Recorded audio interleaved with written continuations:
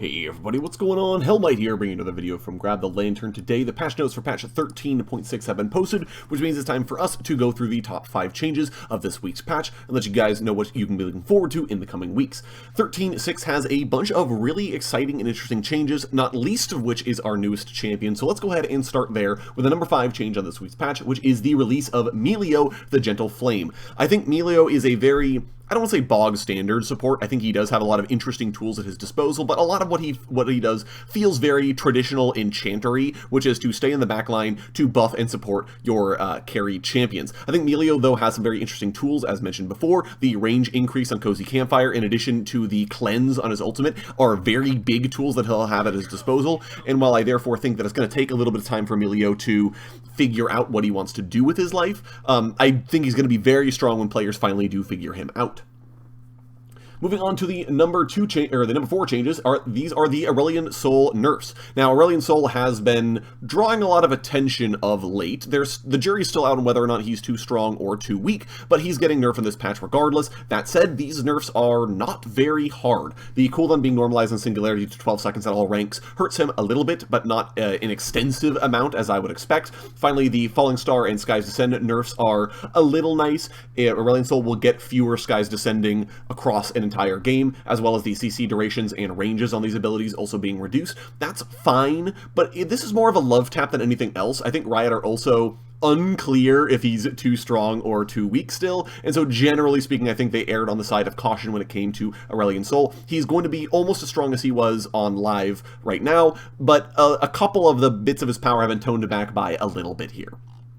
Moving on down to the number 3 changes of this week's patch, which are the Vayne buffs. Now, these are a really interesting set of changes here. Vayne's Q has been way better against squishies. The AD ratio is through the roof here, especially at later ranks, and because this is a first max, it's going to be much better. But this is coming at the cost of some of the percent damage off of W, meaning that Vayne is going to be generally better against squishies and generally weaker against tanks. It does feel like a weird direction for Vayne, but it does make a little bit of sense given that Vayne is intended to be played bot lane against squishies, as opposed to tanks, which are generally in the top lane. There's an important thing I want to note here, which is the duration change on Tumble. It now lasts for 3 seconds as opposed to 7 seconds. This looks like a nerf to the untrained eye, but note that the ability doesn't go on cooldown until the attack's either been used or the timer expires, which means that in non-combat scenarios or extended chases, she'll get to use it literally twice as much as she used to be able to, because obviously you don't have to wait the 7 seconds plus the cooldown to use it again. You're waiting 3 seconds plus the cooldown to use it again, which means that Vayne should have access to a lot more tumbles than she did before. It does technically mean that you have a shorter window to use it, but I think that generally this is a very nice quality of life buff to Vayne overall, and it should make her feel much better in the bot lane specifically. I don't think this is going to make her unplayable top, unfortunately, but generally I think Vayne will have a better lot in life than she does currently on live following these changes. Moving on down to the number 2 changes here, these are the Yuumi nerfs. She released way too strong. She had the damage on her Q with how reliable it was to hit was pretty nuts, and Yuumi could just kind of make her carry into a ginormous ball of stats. She gave them bonus attack speed, healing on hit, bonus resist, bonus movement speed, bonus attack speed, like name a stat, and Yuumi was giving it to her carry, which was way too much. So Riot have toned down some of the excess power that this character has access to.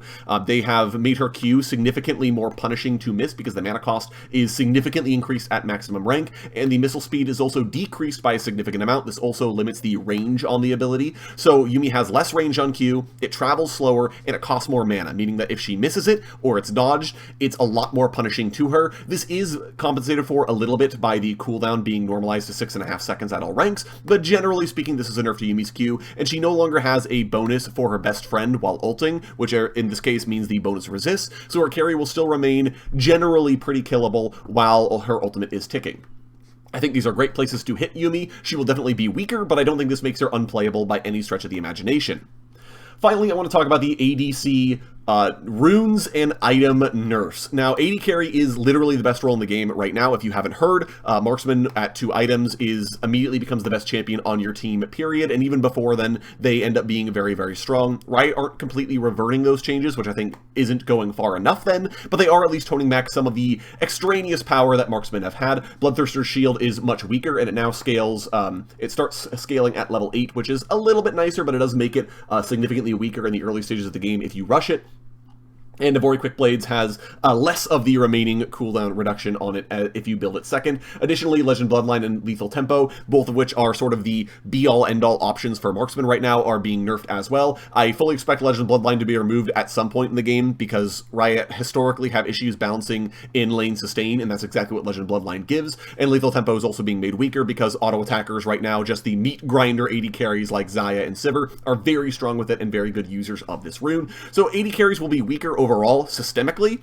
I don't know that they've gone far enough. I think they're still going to be the best champion on your team, but especially if you're using options like Legend Bloodline and Bloodthirster, they will be significantly weaker than they are right now.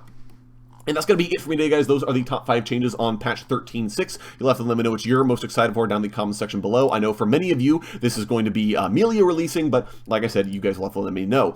If you enjoyed the video today, go ahead and leave it a like. And if you really enjoyed the video, consider subscribing. I upload a video every Monday, Friday, and on patch days as well. Once again, thank you guys so very much for watching. I do appreciate it. And I'll talk to you all later.